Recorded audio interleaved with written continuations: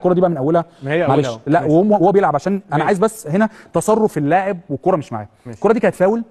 بص اشرف بن شرقي واقف يعني ده الباك اهو، سايب له واقف سايب خالص، سايب المساحه. امام عاشور واقف في اتنين اهم واقفين، امام عاشور مش ماسك حد فيهم خالص، مروان عثمان واقف في وسط اتنين لعيبه، ده لعيب واقف متفرغ تماما معهوش اي رقابه. اشرف بن شرقي مش حتى واقف زي ما قلنا، مش قافل زاويه التمرير ليه، فيضطر هنا الكره هتتلعب. مين اللي هيطلع من مكانه؟ محمد هاني يقوم طالع من مكانه عشان يقابل. الكره اتلعبت خلاص، كل الترس اتلعبت، امام برافو عليك، امام واقف ما راحش غطى، الكره اتلعبت، اللعيب ده استلم الكره بسهوله خالص، طلع بالكره بسهوله خالص، كل حاجه. بص هو اصلا استلم، الراجل ده استلم ديانج ومروان قبل ما يرجعوا، قبل ما يرجعوا خلاص بقى كل حاجه. حسين الشحات واقف، بص واقف فين، واخد وضع ان هو هيجري، اتلعبت الكره خلاص، دي فرصه هدف محقق. دي الكره اللي في الثواني الاخيره اعتقد فرصه لولا بالعمل التدخل ده. امام عاشور فين في الضغط؟ مش موجود. اشرف بن شرقي فين في الضغط؟ مش موجود. ودي كوره ثابته، الكوره الثابته هي اسهل كوره تنظم فيها نفسك وتقف.